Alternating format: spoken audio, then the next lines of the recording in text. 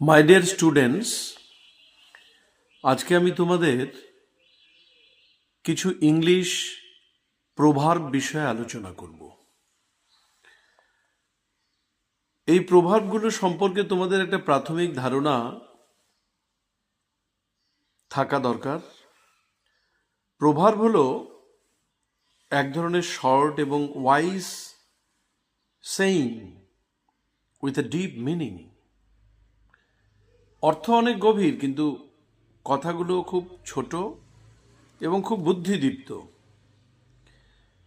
It's a kind of advice or warning. এর মধ্যে কিছু আমরা উপদেশ পাই, কখনো কখনো প্রভার্বের মাধ্যমে আমরা সতর্ক বার্তা পাই। It presents a truth or some bits of useful wisdom. এর মধ্যে চরম সত্য, অভিজ্ঞতালব্ধ একটা অনুভূতি থেকে, উপলব্ধি থেকে চরম সত্যটাকে প্রকাশ করা হয়, এবং টুকরো টুকরো অভিজ্ঞতা যে মানুষের, সে অভিজ্ঞতারই ফসল এই প্রভাবগুলো। দ্য সেম প্রভাব often occurs among people of different countries. এবং আজকে আমার দেশে বা ইংল্যান্ডে যে ধরনের প্রভাব প্রচলিত, সেটা কিন্তু সারা পৃথিবীতে একইভাবে মানুষের সঙ্গে খাপ খেয়ে যায়।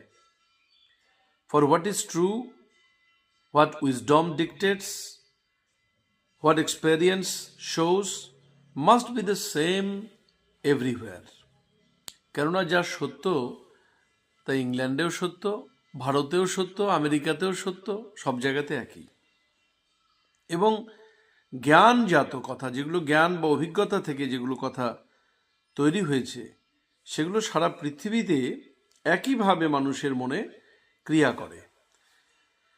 The proverbs or sayings have been passed from generation to generation, এবং এগুলো কিন্তু বংশ পরম্পরায় মানুষের জীবনে সঞ্চারিত হয়ে আসছে, এবং এই প্রভাবগুলো থেকে আমরা অনেক শিক্ষা পাই।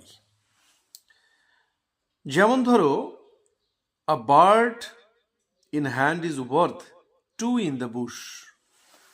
অর্থাৎ আমার হাতে যে পাখিটা আছে, আরও দুটো কিন্তু জঙ্গলে আছে, ঝোপের মধ্যে আছে।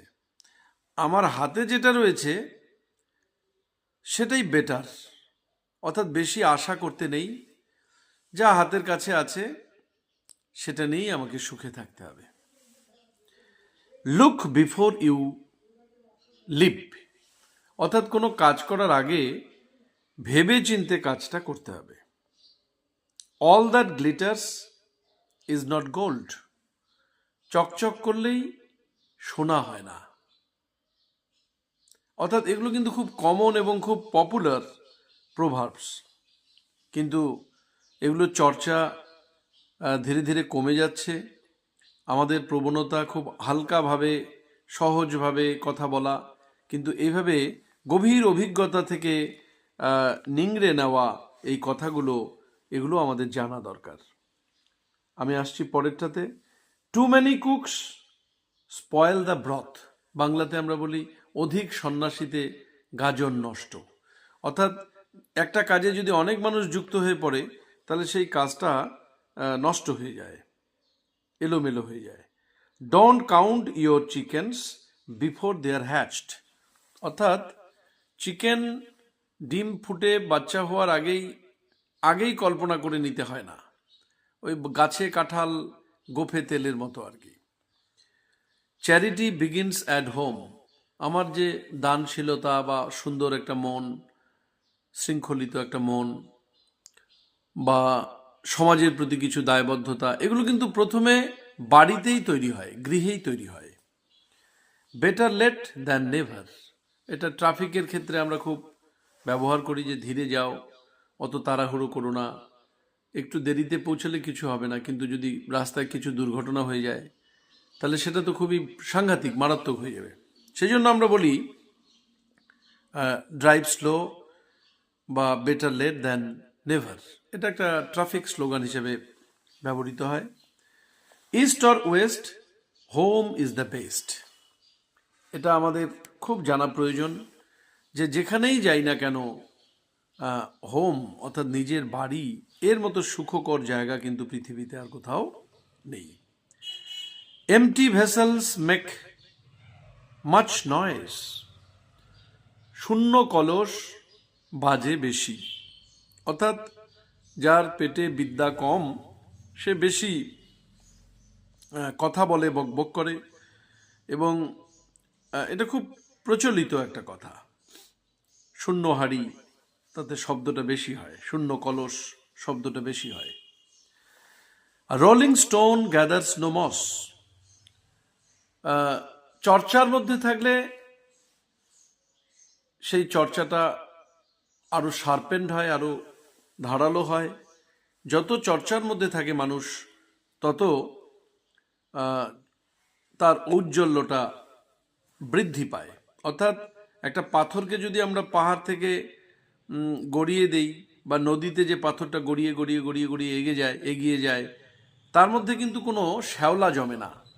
কিন্তু যে পাথরটা স্থবির হয়ে বসে থাকে দীর্ঘদিন তার মধ্যে অনেক শ্যাওলা জমে যায়।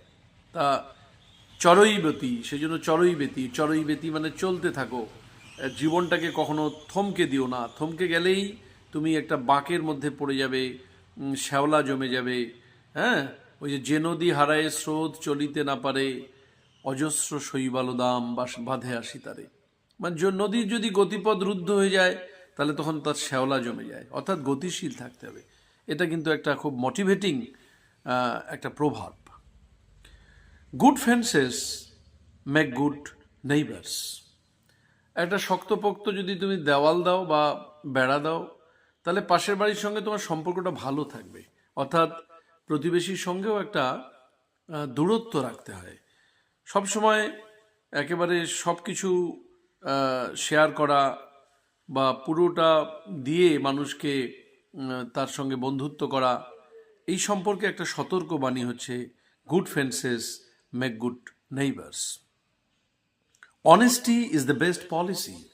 সততার মতো আর কোনো শ্রেষ্ঠ পন্থা নেই। সততার দ্বারাই মানুষ শ্রেষ্ঠত্ব অর্জন করতে পারে। Let bygones be bygones. অর্থাৎ গতস্য শোচনা নাস্তি। যা চলে গেছে, অতীত হয়ে গেছে, do not think over the past. সে অতীতগুলোকে নিয়ে আর ভেবো না। যা চলে গেছে গেছে। এখন আগামী উজ্জ্বল, think of the bright future, উজ্জ্বল ভবিষ্যৎটাকে ভাবতে হবে। Make hay while the sun shines.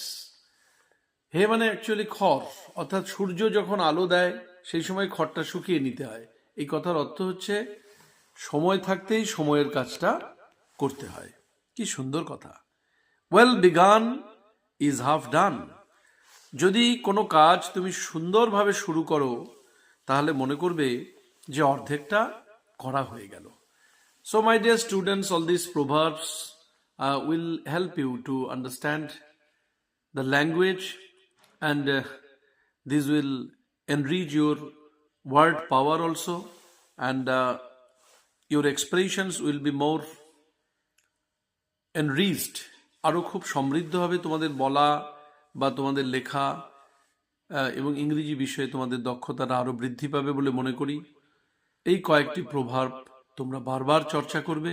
Friends, relatives সবার সঙ্গে কথা বলার সময় কার্যক্ষেত্রে প্রয়োজন বুঝে এগুলোর ব্যবহার করবে। তাহলে তোমার এক্সপ্রেসিভ যে পাওয়ার সেটাও বেড়ে যাবে এবং স্মার্টনেসটা গ্রো করবে। সর্বোপরি চরম সত্যগুলো, মানুষের অভিজ্ঞতা সঞ্জাত যুগের পর যুগ ধরে যে প্রভাবগুলো সারা পৃথিবীতে চলে এসছে সেগুলো বিষয়ে তোমাদের ধারণা দেওয়ার চেষ্টা করলাম। আশা করি তোমরা বেনিফিটেড হবে। Thank you very much.